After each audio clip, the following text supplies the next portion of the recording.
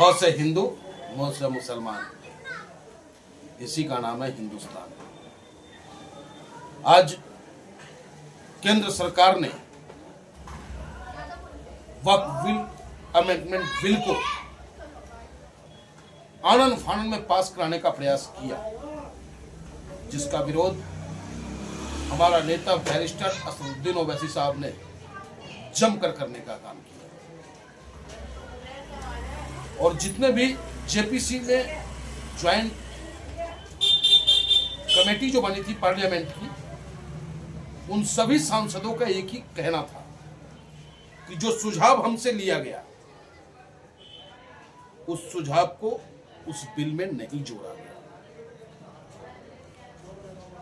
उसके बाद देश के गृह मंत्री अमित शाह जी ने कहा कि जो बातें नहीं जोड़ी गई है, कानून सम्मत हो, उसे जोड़ने का कार्य करें।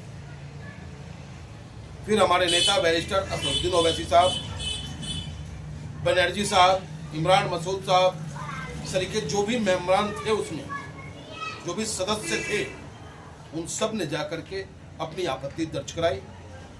जैसा कि अब हमारे नेता बैरिस्टर असदुद्दीन ओवैसी साहब का कहना है कि उसमें जाकर जब बातें हुई तो 70% लगभग उसमें जोड़ा गया है।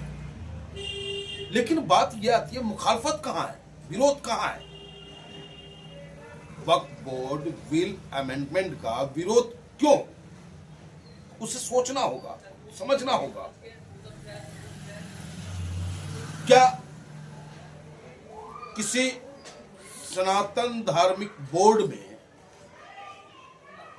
कोई मुस्लिम मेंबर हो सकता है, सदस्य हो सकता है? क्या किसी सिख धार्मिक बोर्ड में, खालसा पंथ में कोई मुसलमान हो सकता है, कोई हिंदू हो सकता है? अगर नहीं हो सकता है तो फिर यह थोपा क्यों जा रहा है मुसलमानों पे कि वक्फ बोर्ड में दूसरे धर्म के 2 लोग होंगे? इसका विरोध हो रहा है। क्या यह विरोध गलत है? मैं नहीं समझता कि यह विरोध गलत है, क्योंकि किसी की स्वतंत्रता पे अंकुश लगाना यह लोकतंत्र के खिलाफ है, यह संविधान के खिलाफ है।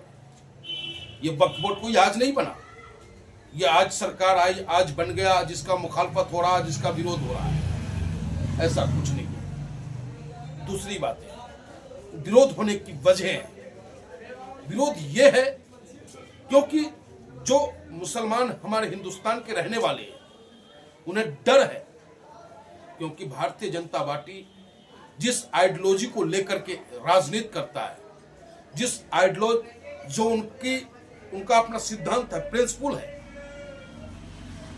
उसको लेकर के मुस्लिम राजनीतिक दलों में और मुसलमानों में उहापोह की स्थिति बनी हुई है कि ये सरकार मुसलमानों की खानगाहें, दरगाहें, कब्रिस्तान, उनकी पहचान तक को मिटाने का प्रयास कर रहे हैं।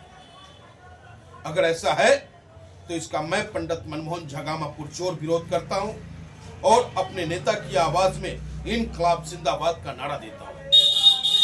आवश्यकता पड़ी हमारा नेता सदन में और हम कार्यकर्ता सड़कों पे होंगे। अगर अपने देश के संविधान को बचाने के लिए, अपने देश के मुसलमान भाइयों के हक को बचाने के लिए अगर जेल भी जाना पड़ा तो ये पंडित मनमोहन झगामा जेल जाना तो स्वीकार करेगा, परंतु इस सरकार की तानाशाही रवैये के खिलाफ कभी झुकना पसंद नहीं करेगा। मैं ही नहीं, जो भी संविधान पसंद लोग हैं वो सब के सब सड़कों पे होगा और इस सरकार को जवाब देना होगा। और ये सरकार एक नई बड़ी पार्टी बना ली है, पुलिस के दम पर दबाना। आज आपने देखा होगा कि जामिया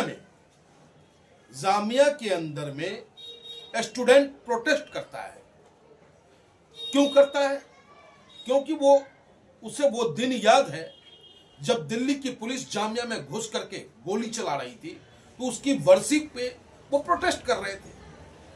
उस प्रोटेस्ट को जामिया प्रशासन ने, जो जामिया का एडमिनिस्ट्रेशन है, वहां के प्रिंसिपल ने पुलिस को लिखित में देता है कि यह अवैध रूप से हुए, इन पे कार्रवाई हो, और पुलिस स्टूडेंट को उठाता है और अब तक पता नहीं है कि वो स्टूडेंट कहाँ है।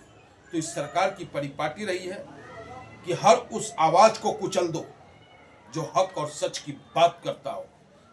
और इस देश में आज तक जितने भी आंदोलन हुए, जब से भारतीय जनता पार्टी की सरकार आई है, यह सरकार कभी भी उस आवाज को सुनना पसंद नहीं किया, उसे कुचलना पसंद किया, चाहे वो किसान का आंदोलन हो। अब जाकर के आखिर उसी मणिपुर के मुख्यमंत्री को अब इस्तीफा दिलवाया इन्होंने, लेकिन जलने के बाद, त्राही त्राही होने के बाद।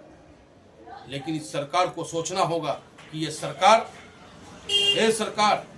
ये देश भगत सिंह का है, ये देश चंद्रशेखर आजाद का, ये देश अशफाकुल्ला खान का, ये देश गांधी जी का है। किसी के बाप की बकौती नहीं है। और जब अंग्रेजों के खिलाफ हिंदुस्तानियों के खून में उबाल आ चुका था, तो आप कोई अलग से नहीं हो।